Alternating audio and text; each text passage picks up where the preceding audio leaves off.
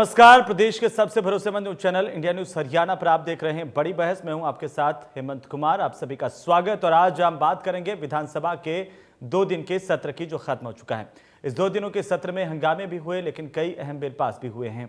दूसरे दिन सदन में 7 विधेयक पास किए गए, जिसमें हरियाणा संगठित अपराध नियंत्रण विधेयक 2020 पारित किया गया। हरियाणवी पंचायती राज द्वितीय संशोधन विधेयक 2020 सदन में पारित हुआ। महिलाओं को पंचायती राज में 50% आरक्षण देने का विधेयक पारित किया गया। इसके अलावा पंजाब भू राजस्व हरियाणा संशोधन विधेयक 2020, हरियाणा नगरपालिका द्वितीय संशोधन विधेयक 2020, हरियाणा नगर निगम द्वितीय संशोधन विधेयक 2020, हरियाणा विधि अधिकारी विनियोजन संशोधन विधेयक 2020, हरियाणा लोक वित्त उत्तरदायित्व संशोधन विधेयक 2020, ये सभी बिल भी पारित किए गए। इसके बाद सदन को अनिश्चितकाल के लिए स्थगित कर दिया गया, लेकिन जिन मुद्दों पर चर्चा होनी चाहिए थी वो नहीं हुई। हालांकि विपक्ष पहले दिन से ही सत्र बढ़ाने की मांग कर रहा था, लेकिन सत्र का समय नहीं बढ़ा। बात यह हुई कि चर्चा सभी विषयों पर होगी, चाहे सत्र को लंबे समय तक क्यों ना चलाना पड़े। मुद्दा था कृषि बिल पर चर्चा करने का। दूसरे दिन सत्र लंबे समय तक चला भी, लेकिन कृषि बिल पर चर्चा नहीं हुई। हुआ तो बस हंगामा। कांग्रेस विधायक रघुवीर कादियान ने सत्ता पक्ष की तरफ से कृषि कानून पर आए प्रस्ताव की प्रति को स्पीकर के वेल के सामने जाकर के फाड़ दिया। हंगामा इतना बढ़ गया कि सदन की कार्यवाही हंगामे के बीच 15 मिनट तक पहले स्थगित करनी पड़ी। नेता प्रतिपक्ष हुड्डा ने कहा कि सरकार कहती है कृषि कानूनों पर केंद्र का धन्यवाद करें, लेकिन इसमें किसान का कोई हित ही नहीं है, तो किस चीज का धन्यवाद करें। हुड्डा ने कहा कि एमएसपी सुनिश्चित करने के लिए चौथा कानून लेकर के आए, वरना कांग्रेस इस प्रस्ताव पर सहमत नहीं है। सरकार का कहना है कि हमने चर्चा के लिए कहा, लेकिन विपक्ष चर्चा से भाग रहा है, यानी इस मुद्दे पर बस हंगामा ही होता रहा। इसके बाद विधानसभा में जो बिल पास हुए, उसमें महिलाओं को पंचायतों में 50% हिस्सेदारी सुनिश्चित की गई। सीएम मनोहर लाल ने साफ किया कि 50% आरक्षण नहीं है, बल्कि 50% महिलाओं की भागीदारी सुनिश्चित की गई है। तो आखिरकार 2 दिवसीय सत्र की समाप्ति हो गई। हंगामा देखने को मिला। विपक्ष का आरोप है कि मुख्य मुद्दों पर बात नहीं हुई। सरकार ने कहा कि विपक्ष ने चर्चा नहीं की।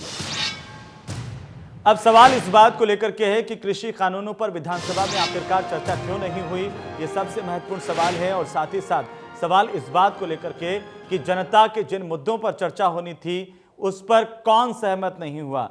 सरकार का अपना तर्क है, और साथ ही हम आपको बता दें कि विपक्ष के भी अपने तर्क हैं। तो वहीं विधानसभा में 40% हिस्सेदारी पर क्या बात बनेगी, क्योंकि आज प्रतिनिधिमंडल ने पंजाब के राज्यपाल से मुलाकात की और विधानसभा में 40% हिस्सेदारी की मांग की। तो इस बात को लेकर के भी सवाल, और साथ ही साथ सवाल इस बात का भी कि शिक्षित पंचायत के बाद महिलाओं की हिस्सेदारी से क्या पंचायतें बदल पाएंगी। महिलाओं की 50% हिस्सेदारी सुनिश्चित की गई है। क्या महिलाओं की यह हिस्सेदारी धरातल पर पंचायती राज को बदल पाएगी? वाकई पंचायती राज में इससे कुछ आमूलचूल परिवर्तन होगा, और कुछ नहीं तो जो आधी आबादी की हिस्सेदारी की बात हो रही थी, क्या वो हिस्सेदारी से पूरी हो जाएगी? तो सरकार की ओर से अपने प्रयास किए गए, सरकार का अपना कुछ कहना है, विपक्ष के अपने आरोप है। इसी को लेकर के हम बात करेंगे। हमारे साथ आज मेहमान भी जुड़ेंगे, उनसे मैं आपका परिचय करवा दूं। इस वक्त हमारे साथ रमणीक मान साहब हैं, प्रवक्ता बीजेपी के, संजीव भारद्वाज हैं, प्रवक्ता कांग्रेस पार्टी के, संदीप गोयत हैं, प्रवक्ता इनेलो के, और साथ ही साथ दलवीर धनखड़ है, प्रवक्ता जेजेपी के।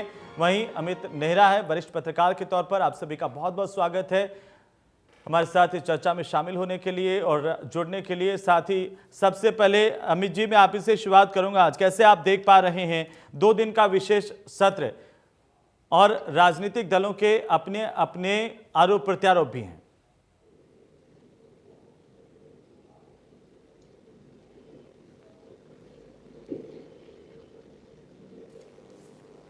चर्चा के लिए होती है, तो 2 दिन में मुझे नहीं लगता कि एक अप्रोप्रिएट, एक संपूर्ण समय है इसके लिए।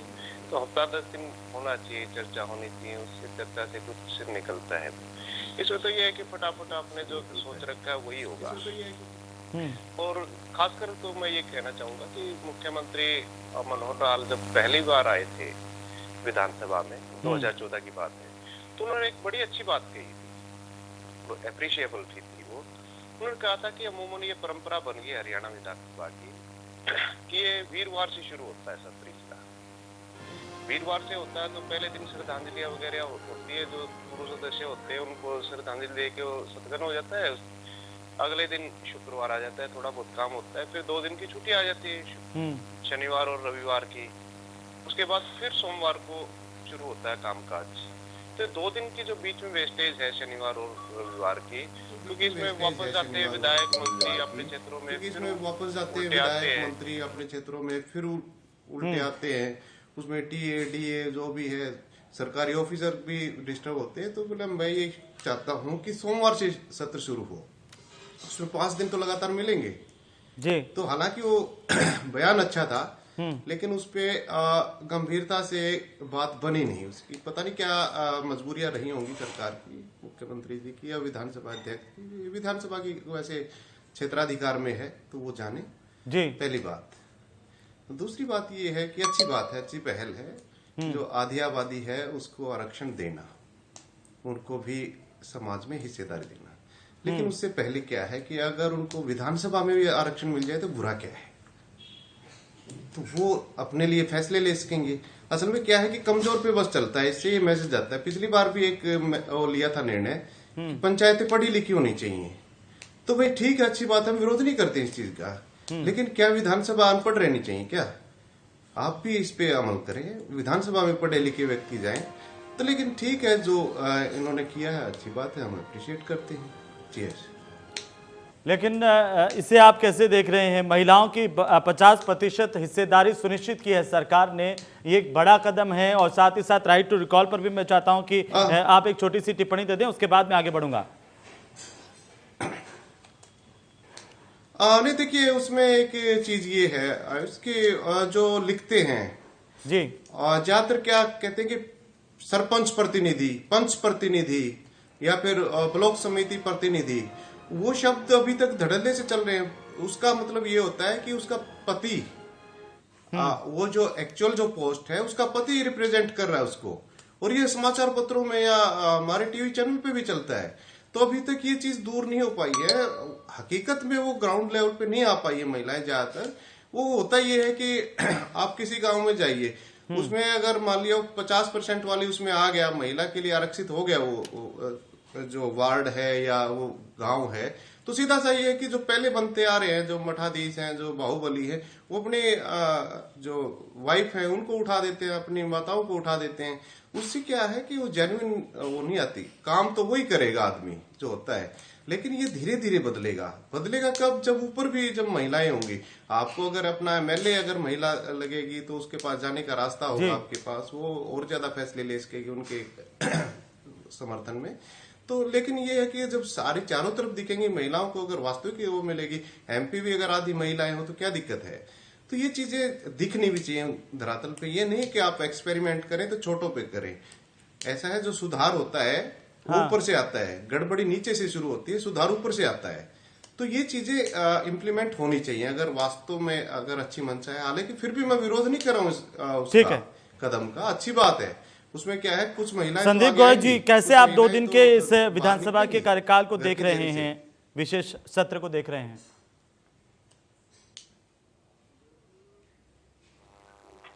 संदीप जी, चली थी आज सुबह, माननीय अध्यक्ष महोदय ने बहुत बड़ा आश्वासन दिया था कि कृषि बिलों के ऊपर जो 3 प्राइवेट मेंबर बिल पार्टी हमारी लेकर आई थी, उसको लेकर एक बहुत बड़ा एक चर्चा का विषय हुआ, उसको सदन को भी बहुत लंबे समय तक चलाया जाएगा। एक बड़ा अच्छा आश्वासन दिया था, परंतु कांग्रेस पार्टी के जो विधायक साथीगण थे उन्होंने शायद इस चीज के ऊपर ज्यादा तरजीह नहीं दी, तवज्जो नहीं दी, और वो सदन से इस तरह पर चर्चा करने से भागते हुए दिखाई दिए आज। और बात एक और थी आज कि जो कृषि बिलों के ऊपर जब धन्यवाद प्रस्ताव जो भारतीय जनता पार्टी की तरफ से खासकर सीएम साहब की तरफ से लाया गया, तो धन्यवाद प्रस्ताव के ऊपर एक समय एक ऐसी स्थिति बन चुकी थी कि अगर सरकार धन्यवाद प्रस्ताव को यूनानिमसली अगर पास करना चाहे तो सदन में संख्या के हिसाब से काफी लोग इसके विरोध में थे।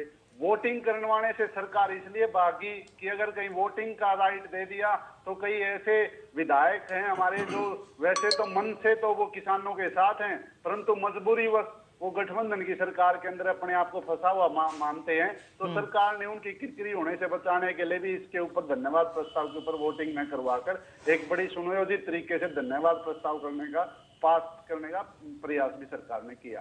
ठीक है संजीव जी, मैं आता हूं एक एक करके टिप्पणी ले लूं इस पर, उसके बाद मैं आता हूं बहस पर आता हूं। लेकिन संजीव भारद्वाज, आपको क्यों लगता है कि इस सत्र में कोई काम नहीं हुआ?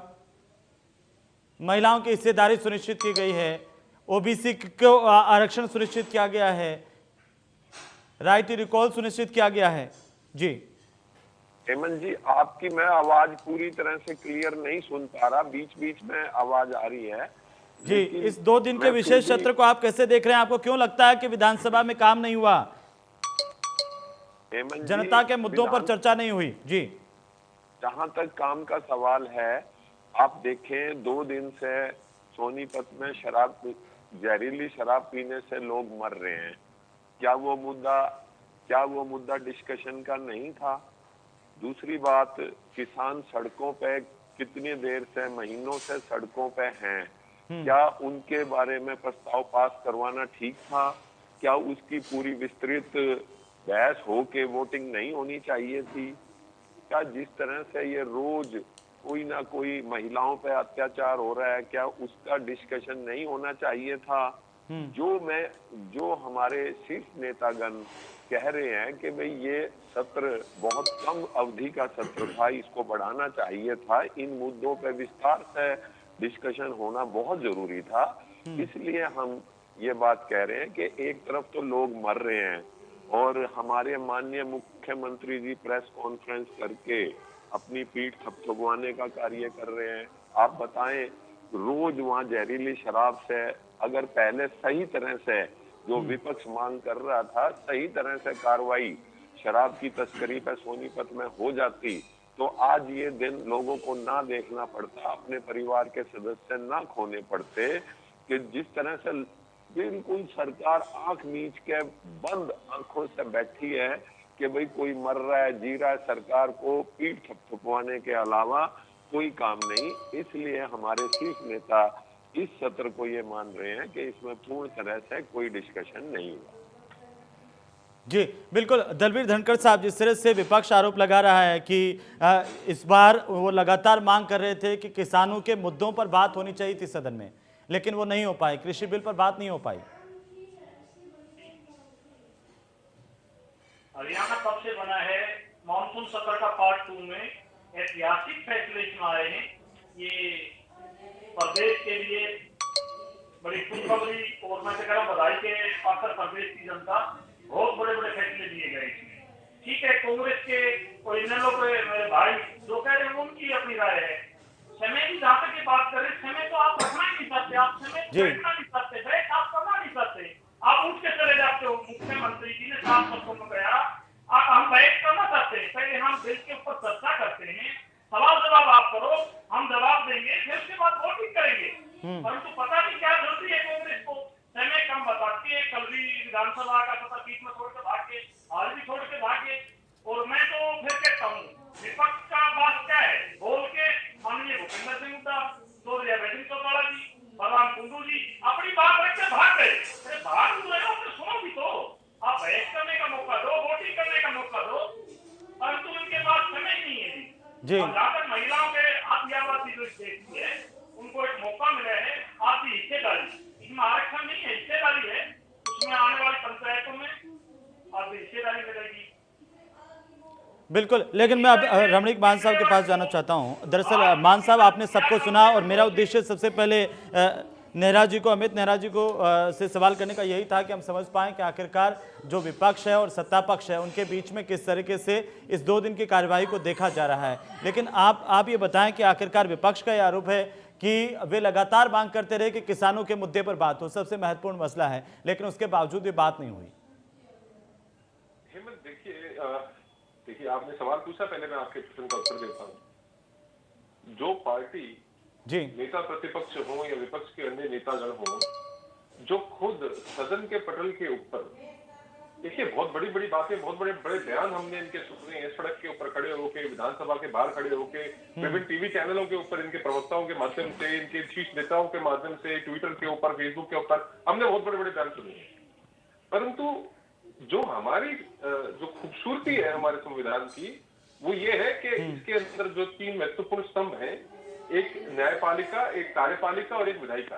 विधायिका के अंदर जब आप विधानसभा के अंदर हैं, वहां पे आप बात करने से, उन मुद्दों को उठाने से, उन मुद्दों के ऊपर चर्चा करने से बच रहे हैं, गुरेज कर रहे हैं, परहेज कर रहे हैं। आप पटल छोड़ के भाग रहे हैं।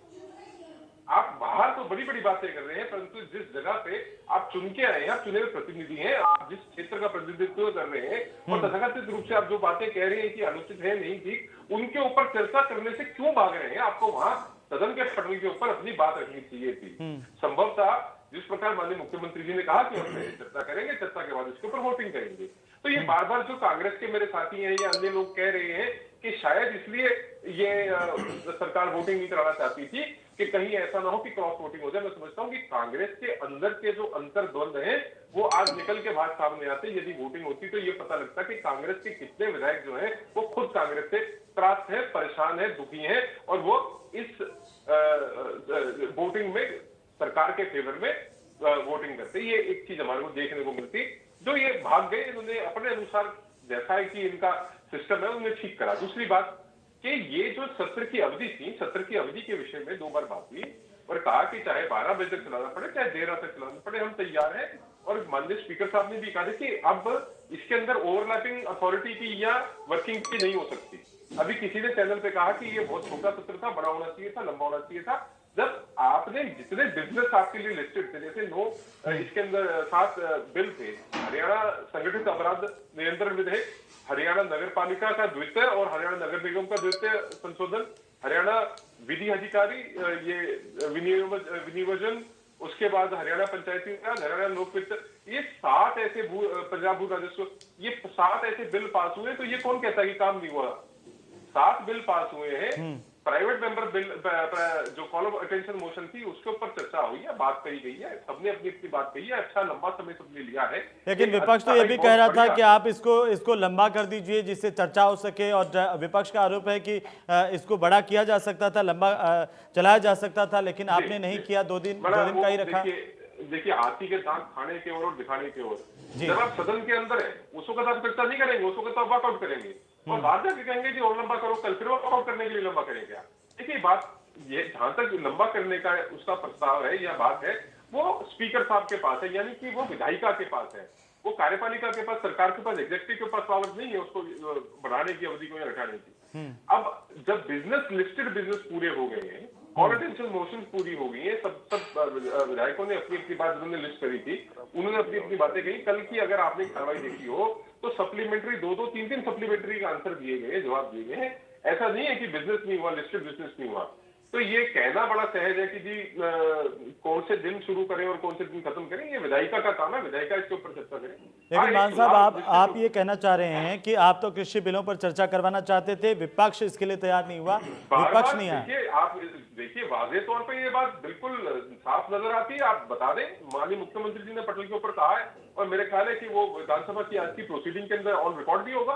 गोयल साहब, पहले चर्चा कीजिए, इसके ऊपर बहस करते हैं, उसके बाद वोटिंग करेंगे। गोयल साहब, विपक्ष पर ही उल्टा आरोप है सत्ता पक्ष का तो कि आप लोग किसानों के हितों की बात तो करते हैं, लेकिन जहां पर बात उठानी चाहिए, चर्चा करनी चाहिए थी, वहां पर आप थे नहीं।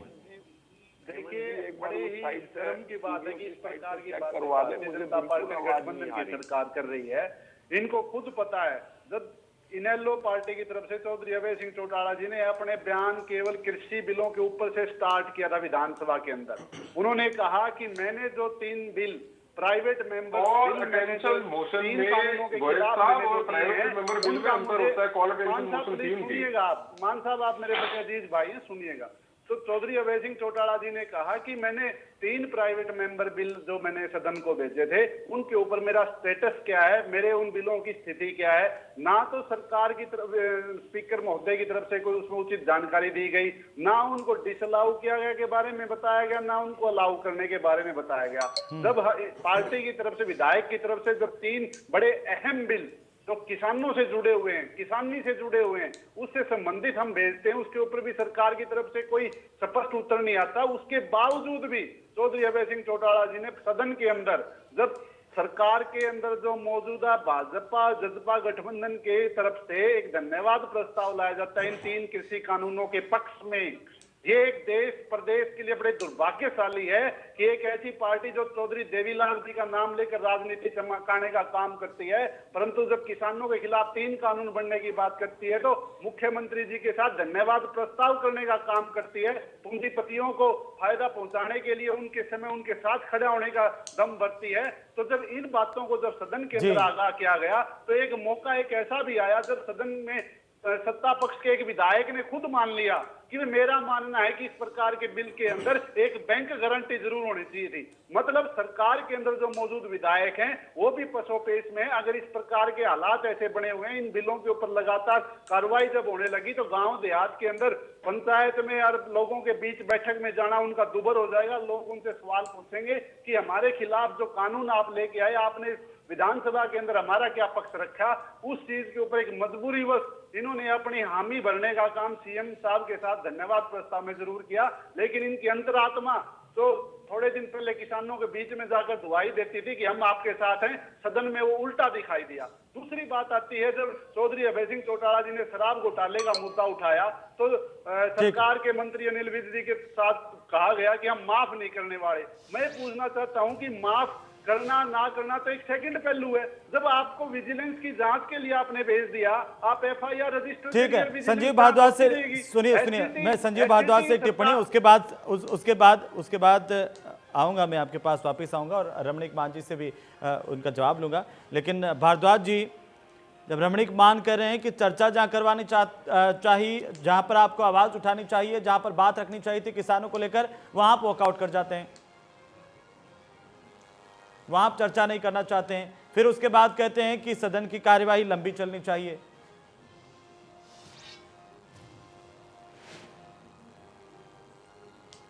भारद्वाज जी आप सुन रहे हैं? दलवीर धनखड़ जी, भारद्वाज जी आप सुन रहे हैं? भारद्वाज जी, रमणीक मान साहब ने आरोप लगाया है विपक्ष खुद चर्चा नहीं करना चाह रहा था, सिर्फ बाहर जाकर के बातें करता है। तो लगता है भारद्वाज जी तक आवाज नहीं जा रही, हम कोशिश करेंगे। लेकिन मैं जेजेपी के पास आना चाहता हूं। दलवीर धनखड़ साहब, जेजेपी के भीतर से तो खुद आवाज उठ रही थी कि किसानों के इन बिलों पर बात होनी चाहिए। हेमंत जी, मैं तो फिर हैरान हूँ, विपक्ष से काफी हैरानी की बातें हो रही हैं। विपक्ष चर्चा करना नहीं चाहता, वोटिंग करना चाहता है। सरकार कह रही है आप चर्चा भी करें, वोटिंग भी करें, समय है हमारे पास, रात के कितना टाइम लग जाए, अगला दिन नहीं करेंगे। तो विपक्ष को इतनी क्या जल्दी है, विधानसभा का सत्र बीच में छोड़ के भागना पड़ता है। मैं ये पूछना चाहता हूँ, अपनी बात रखते हुए निकल जाते हैं। वैसे चौटाला जी की एक आदत है। नहीं, जेजेपी तो चाहती थी ना कि किसानों के मसले पर बात हो। जी, हम तो चाहते थे, किसानों के मसले। आप चाहते थे कि इन तीनों बिलों पर चर्चा होनी चाहिए थी विस्तार से। सोनीपत पे बात हो, हम तो चाहते हैं हर चीज पे बात होनी भी चाहिए। मैं कह रहा हूँ ऐतिहासिक जब 2 दिन रहे हैं, 2 दिनों में ऐतिहासिक फैसले लिए गए हैं, अच्छे बिल आए हैं, बिल पास हुए हैं। धनखड़ साहब, वो किसी को देखिए, वो कोई उसको डिनाई नहीं कर रहा है कि ये महिलाओं को लेकर के ऐतिहासिक दिन नहीं था, ऐतिहासिक बिल नहीं था। लेकिन चूंकि देखिए किसान बिल को लेकर के भी जब चर्चा की बात हो रही थी, आपकी पार्टी के भीतर से भी लगातार आवाज उठी कि इन बिलों पर बात होनी चाहिए थी, तो आपको धन्यवाद प्रस्ताव से पहले चर्चा की बात करनी चाहिए थी।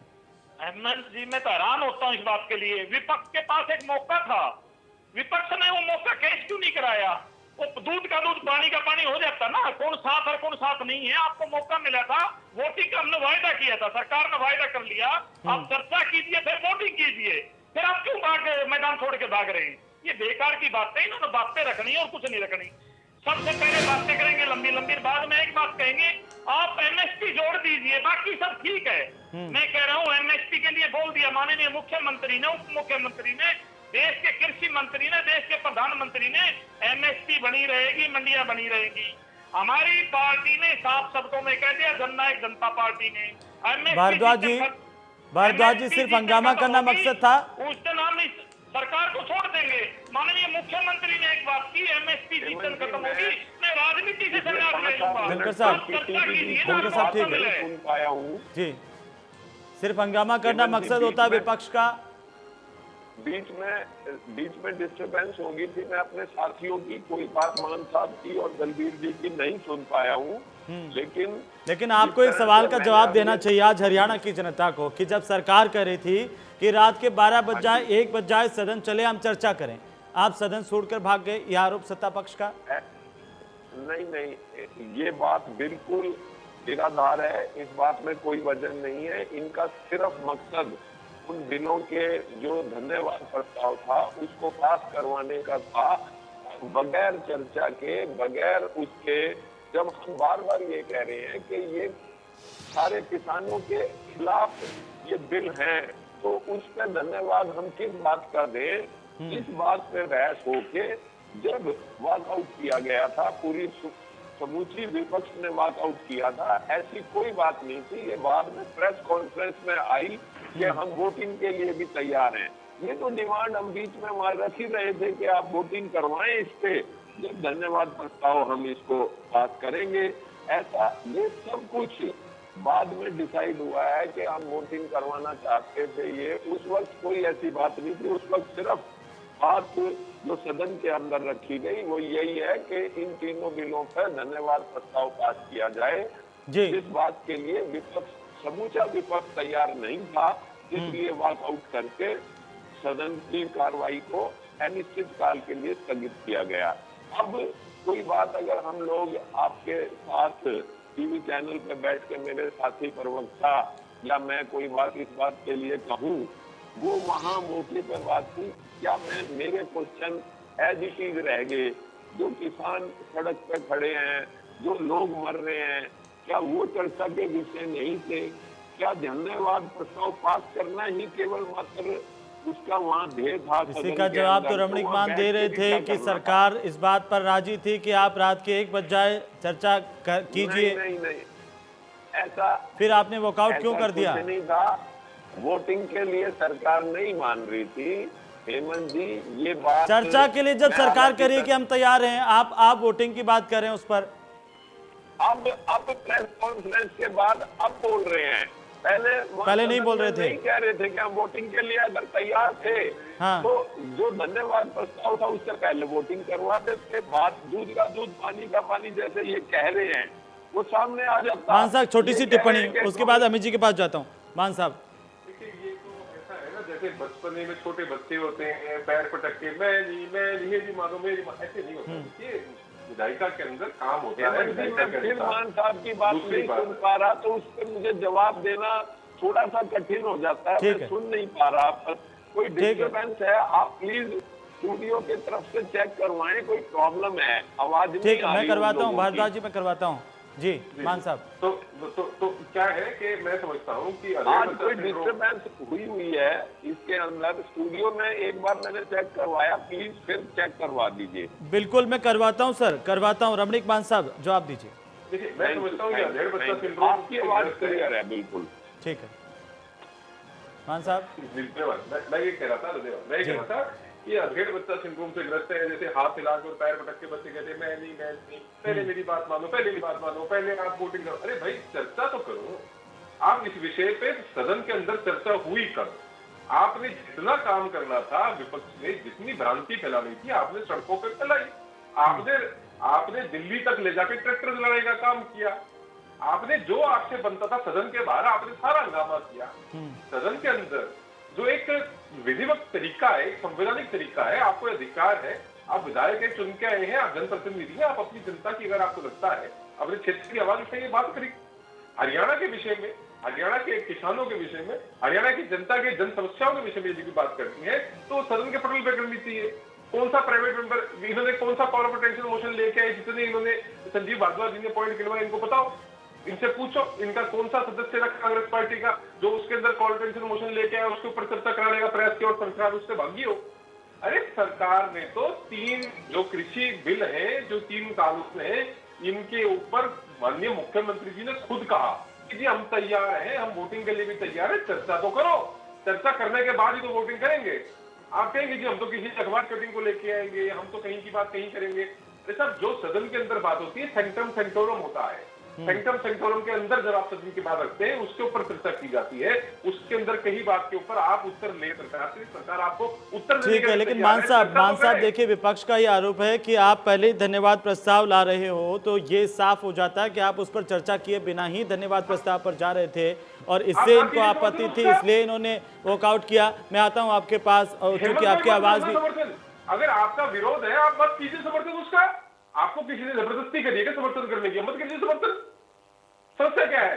ठीक ये असल बात ये है कि ये असल मुद्दे से भागना चाहते हैं, इनको यही नहीं पता है कि इनका विरोध किस विषय पे है, किस बात पे क्यों है। इनका विरोध केवल मात्र विरोध के लिए है, इनके पास ना तो तथ्य है ना इनके पास आंकड़े हैं। ठीक है। नीरज साहब धनखड़ जी कह रहे हैं, नीरज साहब धनखड़ जी कह रहे हैं कि विपक्ष के पास तो एक मौका था किसान बिलों को लेकर के बातचीत करने का, क्या वो मौका विपक्ष ने गंवा दिया या सत्ता पक्ष की सजगता के चलते, उनकी विवेक के चलते वो मौका छीन लिया गया? बिंदुवार तरीके से पॉइंट वाइज पॉइंट कहते हैं कि साहब आपके फलाने बिल के फलाने बिंदु पे हमारे को ये आपत्ति है, कहा तो कुछ भी नहीं, वॉक आउट कर गए। अमित जी आप सुन पा रहे हैं? अमित जी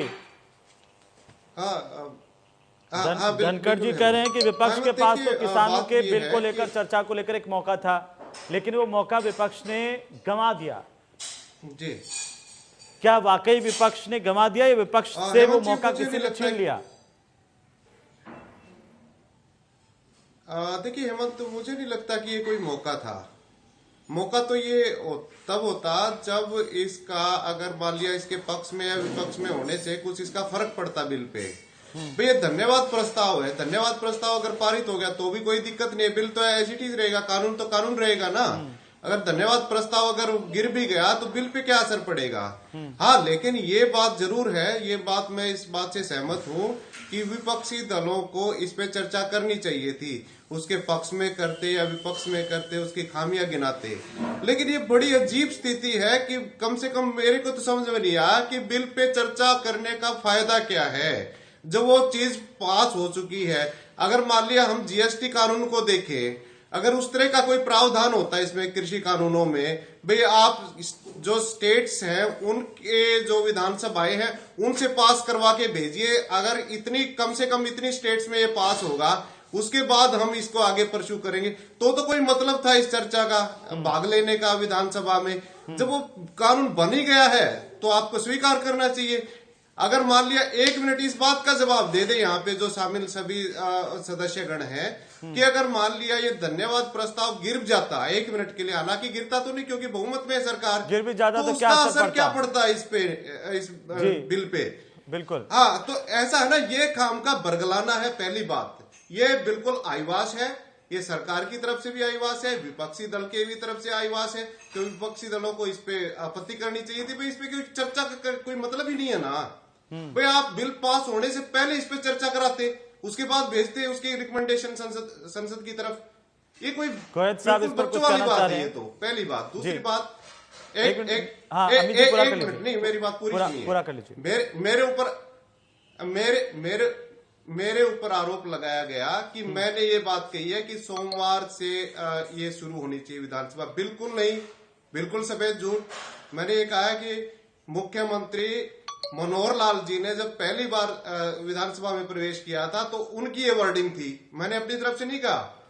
दूसरी बात, मैंने ये भी कहा था कि ये एडमिनिस्ट्रेशन का है, जो विधानसभा एडमिनिस्ट्रेशन है उसका मामला है, इसमें मुख्यमंत्री भी कुछ नहीं कर सकते, ये उनका विशेषाधिकार है, वो कब करें।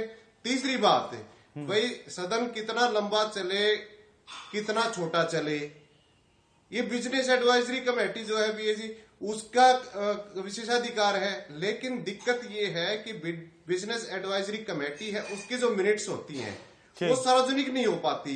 भाई उसमें क्या होता है, सरकार ही नहीं होती उसमें, सिर्फ सरकार के सदस्य नहीं होते उसमें, विपक्षी दल के भी होते हैं, ये नेता प्रतिपक्ष भी होते हैं। उसमें ये पता चलना चाहिए कि किस सदस्य ने क्या बात कही, कितने दिन तक के लिए वो एग्री था, तब तो दूध का दूध और पानी का पानी हो, नहीं तो क्या है कि आरोप प्रत्यारोप तो वैसे ही लगते रहेंगे हवा में। क्योंकि मेरे पास ऐसी सूचनाएं हैं जो अंदर की सूचनाएं होती है, मैं आपको बताना चाहूंगा, बड़ी हास्यास्पद सी है और वो जनता के साथ कितना बड़ा धोखा है।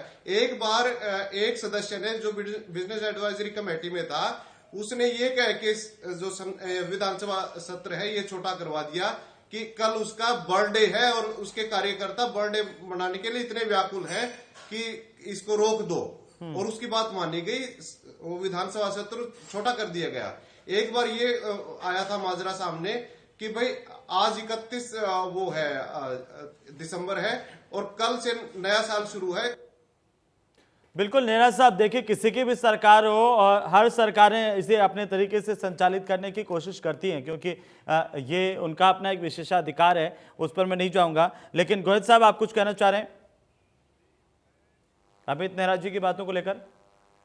तरफ से ये बात कही गई जी, संक्षेप में, बिल्कुल पार्टी संक्षेप की में तरफ से सदन के अंदर कोई चर्चा ही नहीं की, धन्यवाद प्रस्ताव के ऊपर ने, किसान के बिल के ऊपर, किसी मुद्दे पर नहीं। शायद इनको जब अभय सिंह चौटाला जी जब सदन में चर्चा करते, मुझे लगता है कि इनके होश हवास गायब हो जाते हैं, या तो टीवी बंद कर देते हैं, इनको सुनाई देना बंद कर देता है। मैं खुले मन से कहता हूं कि सदन की कार्रवाई निकाल कर आप देख लीजिएगा। नेहरा साहब ने बड़ा अच्छा इशू उठाया कि अगर किसी को ये पता करना कि कौन बोला कौन नहीं बोला, सदन की कार्रवाई निकाल के देख लीजिए। गठबंधन के जो प्रवक्ता हैं वो उनको पता है कि अभय सिंह चौटाला जी ने सदन के अंदर एक बड़ी स्पष्ट बात उठाई कि आपने जो ये बिल लेकर आए हैं, ये बिल ना आपने भारत के किसी एक भी किसान यूनियन से चर्चा की, ना हिंदुस्तान के किसी किसान संगठन से चर्चा की, ना हरियाणा के किसान संगठन से चर्चा की, ना अपने पब्लिक डोमेन में ये चीज रखी कि हम किसानों के पक्ष में ये कानून ला रहे हैं। तब तो आपत्तियां भी। लेकिन संदीप गोहित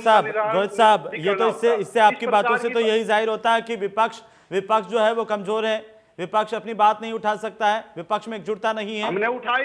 हमने उठाई आज सदन में आवाज उठाई। धन्यवाद प्रस्ताव जब लाया गया था, जब चौधरी अभय सिंह चौटाला जी ने सारी बातें उठाई, सिलसिलेवार उठाई। जब सदन के अंदर जो मौजूद सदस्य थे उन्होंने खुद एक धनखड़ साहब जल्दी से इस पर एक अगला कुछ कमियां हैं, धन्यवाद, जल्दी से कमेंट धनखड़ साहब, एक कमेंट संक्षेप में। बिल्कुल दूसरी बात जी आप सुनिए गोहित साहब, गोहित साहब हो गया ना वो इतना लंबा में, अब आपने पूरा क्या बोला उस पर नहीं जाना चाहता हूँ। देखिए थोड़ा सा मुझे महिलाओं के इश्यूज पर भी बात करनी है, थोड़ा सा मैं उस पर भी आना चाहता हूँ। धनखड़ साहब जल्दी से कमेंट। हेमंत जी मैं हैरान हूँ, अभय सिंह चौटाला जी की कोई भी सतीश आप उठा लीजिए, वो बोल के भाग जाते हैं, रुकते ही नहीं। चर्चा किसी बात, पहले तो कहते हो कि चर्चा में नहीं आए, लेकिन इनका इतिहास है, पर बीच में नहीं बोला। प्लीज आपके बीच में नहीं बोला, झूठ का पिटारा पूरा, प्लीज आप बीच में नहीं बोले। गोहित साहब एक मिनट सुन लीजिए ना सर। गोहित साहब आप बोल रहे थे तो वो नहीं बोले थे। मैं आपको बताना चाहूंगा हेमंत जी, ये हैरानी होती है। मैं नेहरा साहब ने जो दो बातें रखी, मैं उनको बिल्कुल सही कह रहे हैं वो जी। नया साल खराब ना हो जाए, ये उन्होंने नाम नहीं लिया, मैं नाम लूंगा। किरण चौधरी जी ने कहा था, ये बिल्कुल कहा था पिछली सरकार के टाइम। लेकिन धनखड़ साहब देखिए, अमित जी कह रहे हैं कि इससे क्या बदल क्या जाता, क्योंकि कानून तो पहले ही पास हो चुका है। जी बदल जाता, विधायक चुने जाते हैं, अपने इलाके से चुने जाते हैं, वो अपनी बात उठाते हैं, बदल ये जाता। सरकार की किरकिरी होती है कि विश्वास प्रस्ताव में इस तरह की वोटिंग होती है, वोटिंग पे कम वोट नंबर अगर सरकार के आते बहुमत से पारित नहीं होता तो सरकार की किरकिरी होती। क्यों नहीं होती, खूब पता लगता। लेकिन कानून तो नहीं बदलता ना सर, कानून तो नहीं बदलता ना, कानून तो पास हो गया जो हो गया ना सर। भैया जी मैं कह रहा हूँ मान साहब, ठीक है सर, ठीक है सर। मान साहब एक टिप्पणी, एक छोटी सी कमेंट, छोटा सा कमेंट मान साहब एक, ठीक है धनखड़ साहब, ठीक है ये हमारी जिम्मेवारी बनती है। धनखड़ साहब ठीक है जी। मान साहब एक छोटा सा कमेंट इस पर, किस विषय पे? जो संदीप गोयल सवाल उठा रहे हैं, जो सवाल अमित नेहरा जी ने उठाया, मैं बताता हूँ जी छोटा सा संक्षेप। पहली बात तो ये कि किसी भी विषय पे किसी बात को बहुत पर्सनली लेने की आवश्यकता नहीं होती। बात कही गई, उसका उत्तर दिया गया। अब बात जैसे आपने कही कि अमित नेहरा जी ने बात कही, तो अमित नेहरा जी को मैं बता देना चाहता हूँ, नेहरा साहब नथिंग पर्सनल, कुछ निजी नहीं है। आपने एक बात कही, मैंने उसका प्रोसीजर बताया कि कार्यपालिका, न्यायपालिका और विधायिका किस तरह वर्क करती है। तो ये विधायिका का एकाधिकार होता है। और आपने खुद इस बात को माना कि बिजनेस एडवाइजरी कमेटी बीएसी के अंदर सदस्य कोई सरकार के अकेले नहीं होते, नेता प्रतिपक्ष भी होता है, अन्य दलों के लोग भी होते हैं और कुछ उसके अंदर संभव हो तो इंडिपेंडेंट भी होते हैं। बेकार उसके अंदर जाने का मेरा कोई वो दिलचस्पी नहीं है। पर इतना जरूर है, गोयल साहब जिस बात को दोहरा रहे, मैं बिल्कुल धनखड़ साहब की इस बात को मैं मानता हूं और एक्सेप्ट करता हूं कि चौधरी अभय सिंह चौटाला जी का एक विशेष स्टाइल रहा है, चाहे वो विधायिका के अंदर हो, विधानसभा के अंदर हो या बाहर हो। अपनी बात कह के चले जाते हैं कि उसके बाद कुछ केयरलेस की जी मैंने अपनी बात कह दी, अपनी बात कह के मैं तो चलता हूँ, अब आगे चर्चा हो, आपकी बात के ऊपर किसी ने उत्तर देना हो तो आप सुनने के लिए तैयार नहीं है। ये इनका स्टाइल ऑफ वर्किंग रहा है, ऑटोक्रेटिक वे ऑफ वर्किंग रहा है। तो उसके अंदर भी कोई विशेष कोई मजेदार बात करने की बात नहीं। पर हाँ, ये पूछा जा रहा था बार बार कि आखिर क्या फर्क पड़ता है यदि चर्चा होती, यदि चर्चा के बाद वोटिंग होती और उस वोटिंग के अंदर कांग्रेस के विधायक क्रॉस वोटिंग करके सरकार के पक्ष में वोट डालते, जो होना था।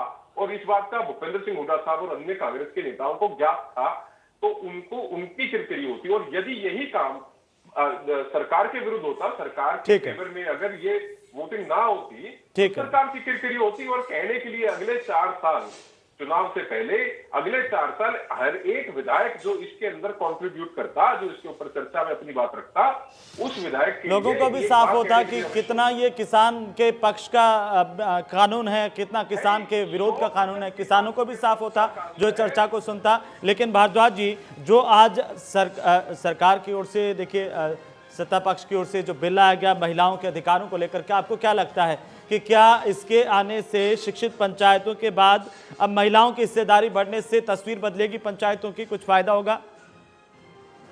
हेमंत जी, मैं आपको बताऊं, ये जो पहल की है महिलाओं के लिए, इसके लिए हम सब को स्वागत करना चाहिए कि 50%। लेकिन साथ ही साथ जो मौजूदा सत्तारूढ़ दल है वो किस तरह से महिलाओं की सुरक्षा के कानून बना रही है, देख रही है। आप कितने परसेंट भी दे दें, 50% दे दें, 100% दे दें, वो स्वागत का विषय है। 50% भी वो स्वागत का, बहुत बहुत स्वागत का विषय है। लेकिन साथ ही साथ किस तरह से कानून बना रहे हैं कि सरेआम आप देखें, हिंदुस्तान के अंदर तीसरे नंबर पे महिलाओं के साथ जो उत्पीड़न हो रहे हैं। आज हमारा छोटा सा स्वागत का विषय है ये, तो आप कह रहे हैं कि ये महिलाओं की हिस्सेदारी बढ़ाना स्वागत की बात है, लेकिन महिला अत्याचार पर भी सरकार को सोचना चाहिए, यही सवाल कर रहे हैं? बिल्कुल ठीक है, धनखड़ साहब जल्दी से जवाब दे दीजिए। जी धनखड़ साहब। सरकार की नाकामी है जी, ठीक है। जिस तरह से ये बड़ा गर्व का दिन है हरियाणा वासियों के लिए, प्रदेश की जनता के लिए। आधी आबादी को आज उनका बराबर काट दिया गया। ये प्रदेश की जनता, इस देश में भी हम चाहते हैं, देश में भी ऐसा है, दुनिया में भी ऐसा है। ऐसा समय हम देखना चाहते थे, हमारे सामने ये दिन आया। इसके लिए प्रदेश की जनता बधाई की पात्र है। आधी आबादी को हमने बराबर का दर्जा दिया है, तो इसमें तो खुशी होनी चाहिए। आने वाले समय हम चाहेंगे विधानसभा, लोकसभा, हर सर संक्षेप में कर लीजिए। ठीक है धनखड़ साहब, ठीक है। भारद्वाज जी संक्षेप में कह दीजिए क्या कहना चाह रहे हैं? मैं ये कहता हूँ कि आप पोजीशन आज सरकार की देखें, बेटी पढ़ाओ बेटी बचाओ का जो नारा दिया था, आज मेरा क्वेश्चन ये है अपने साथी प्रवक्ताओं से कि पूरे देश में हमारा छोटा सा प्रदेश महिला उत्पीड़न में तीसरे नंबर पे कैसे आ गया, क्यों आ गया? इस फेलियर की तरफ भी ध्यान दें। 50% जहाँ तक आरक्षण किया है, मैं समझता हूँ व्यक्तिगत तौर पे भी हम सबको इसका स्वागत करना गोयल साहब ठीक है, भारद्वाज जी ठीक है, गोयल साहब आप भी इसका स्वागत करते हैं जो सरकार ने 50% की हिस्सेदारी की बात कही है, बिल पास किया है, कानून बनाया है? देखिए, महिलाओं के लिए 50% कानून बनाया, महिलाओं के हक बनता है, वो डिजर्व करती हैं, क्योंकि आज के दिन महिलाएं हर मामले में आगे बढ़ रही है, कंधे से कंधा मिलाकर पुरुषों के बराबर चल रही है। अब मैं एक चीज तो जो मेरी पिछली बार रह गई थी, मैं 2 बात कहना चाहता हूँ। सर संक्षेप में, इतना समय नहीं होगा। सदन के अंदर धन्यवाद प्रस्ताव के ऊपर तो बहुत ज्यादा टाइम लगा लिया, लेकिन जो नेहरा साहब की बात थी कि उन बिलों के ऊपर तो कोई आसानी नहीं थी जो कानून बन चुके हैं। तो हमारे जो 3 प्राइवेट मेंबर बिल थे, जिसके अंदर हमने एमएसपी को सुनिश्चित करने के लिए हमने फोर्स दिया था, उन बिलों के ऊपर कतई न चर्चा करके सरकार ने दिखा दिया कि वो किसान विरोधी सरकार है। और जो चौधरी देवीलाल की नीतियों का बखान करते हैं, वो वास्तव में अंबानी अडानी की नीतियों के फॉलो करने लग गए हैं। मेरा बस इतना कहना है। ठीक है मान साहब, देखिए विपक्ष का यह कहना है कि ये अच्छी बात है, स्वागत करते हैं, महिलाओं की हिस्सेदारी बढ़ेगी। हालांकि मुख्यमंत्री ने कहा कि ये 50% आरक्षण नहीं है, ये हम साफ कर देते हैं, ये 50% की भागीदारी है, हिस्सेदारी है। देखिए मैं 2-3 बातें और बड़ी महत्वपूर्ण लेकिन करना विपक्ष चाहता ने हूं कहा कि महिला अत्याचार पर भी जरा बात कर लेते, वो भी अच्छा होता। संक्षेप में सर। जी निश्चित रूप से जिस प्रकार नीतिका तोमर का हत्याकांड हुआ, जिसके अंदर भूतपूर्व कांग्रेस के विधायक साहब की बात बिल्कुल नहीं सुन पा रहा हूँ, पता नहीं क्या सुन। आप ना तो सुन पा रहे हैं, आप बोलने दे रहे हैं साहब। भारद्वाज जी अब आपने बोल लिया ना सर, 1 मिनट सुनने दीजिए, थोड़ा सा सुन लीजिए। जी जी, तो मैं ये कहता हूँ, चाहे जो डायरेक्ट इलेक्शन है, चाहे सरपंच का इलेक्शन हो, चाहे मेयर का हो, चाहे चेयरमैन का हो, म्यूनिसिपल कॉर्पोरेशन कमिटीज के अंदर या पंचायतों के अंदर, उसमें राइट टू रिकॉल 2/3 के साथ, या दूसरा उसके अंदर जो सन ऑफ द सॉइल की बात हो रही है, 75% जो स्थानिक युवक है उनके लिए रोजगार के अंदर सुनिश्चित करने की बात हो रही है, इंडस्ट्रीज के अंदर या अन्य निजी क्षेत्र के अंदर, या जिस प्रकार से बैकवर्ड क्लासेस के 8% या 2 सीटें रिजर्व करने की बात हो रही है। मैं ये सोचता हूँ कि इतने ऐतिहासिक बिल पास हुए जो हरियाणा के इतिहास के अंदर स्वर्ण अक्षरों में लिखे जाएंगे। खान साहब इसीलिए तो स्वागत कर रहे हैं, लेकिन वो तो कह रहे हैं कि छोटा सा प्रदेश देश में तीसरे नंबर पर महिला अत्याचार में कैसे आ गया, इस पर भी बात। हेमंत जी मैं इस चीज को लेके, देखिए सरकार की संजीदगी ये है कि कुछ तो जो लव इंट्रैपमेंट होता है, लव इंट्रैपमेंट के अंदर, लव जिहाद के अंदर इस प्रकार से ये मामले बढ़ते जा रहे हैं, उसके ऊपर एक बिल लाने का प्रयास है, और महिलाओं को या जो ऑर्गेनाइज क्राइम है उसको रोकने के लिए भी कानून लाया गया है। आज स्पेशली जो हमारा पहला जिसका बिल था ऑर्गेनाइज क्राइम को लेकर, देखिए मैं थोड़ा सा भारद्वाज साहब को, हालांकि पुरानी बात करने का कोई लाभ घड़ा सा होता नहीं, पर एक बात बताना चाहता हूँ कि हुड्डा साहब ने एक बार, जो इनके पूर्व मुख्यमंत्री और अभी मौजूदा नेता प्रतिपक्ष के नेता, उन्होंने कहा था एक न्यूयॉर्क टाइम्स के अखबार में रिप्लाई में, कि जब उन्हें पूछा कि हरियाणा को रेप कैपिटल ऑफ इंडिया कहा गया, और टीएल पुनिया जी जो सुखद मेंबर थे SC-BC कमीशन के, मेरे ख्याल है, तो उसमें उन्होंने कहा था कि हरियाणा रेप कैपिटल बन गया है, तो उन्होंने कहा था कि न्यूयॉर्क में कोई रेप नहीं होते। देखिए ये इनकी मानसिकता इस प्रकार की है। आज का जो चीजें आज डिस्कस करने लायक थी, सशक्तिकरण की महिलाओं की बात थी, जहां पर 50% भागीदारी की बात हुई है, या जो सन ऑफ द सॉइल का कंसेप्ट है हमारा 75% निजी क्षेत्र के अंदर रोजगार, देखिए जो बड़ी बातें उनसे ध्यान हटाकर और उन्होंने ना बात वो करनी है कि जी आप ये तो किया, ये बहुत अच्छा किया, पर ये क्यों नहीं किया। भाई मैं ये कहता हूं कि सरकार इस चीज को लेकर, विपक्ष भी आप पर यही आरोप लगाता है कि आप बड़ी बातों से ध्यान भटका करके डाइवर्ट कर देते हैं। नहीं बिल्कुल नहीं। देखिए गोविंद साहब, मैं तो सर माफी चाहता हूँ, समय नहीं। गोविंद साहब एक कमेंट दे दीजिए उस पर, उसके बाद एक और विषय को उठाना है। जी गोविंद साहब कुछ कहना चाह रहे थे आप? जी मैं ये कहना चाहता था, महिलाएं के खिलाफ जो अपराध हो रहे हैं, तो आज मौजूदा हालात में 14,869 के करीब अपराध महिलाओं के खिलाफ हुए।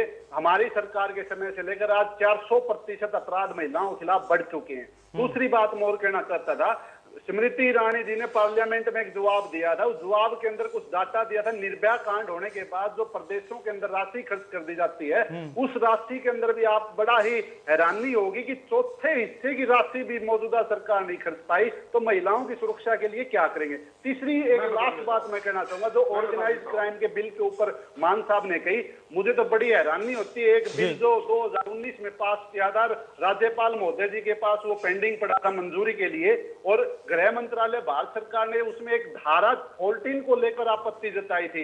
इन्होंने धारा 14 के अंदर संशोधन करने की तो बात छोड़िए, इन्होंने तो एक प्रस्ताव लाया कि उस बिल को ही वापस ले आए, उस कानून को ही वापस ले। मुझे तो बड़ा आश्चर्य होता है। आप अमेंड जब मान साहब बिल्कुल संक्षेप में जवाब दीजिए। मान साहब बिल्कुल संक्षेप में। नेहरा साहब आपको आवाज आ रही है मेरी? जी इनकी पीड़ा, इंडियन नेशनल लोकदल की मैं पीड़ा समझ सकता हूँ।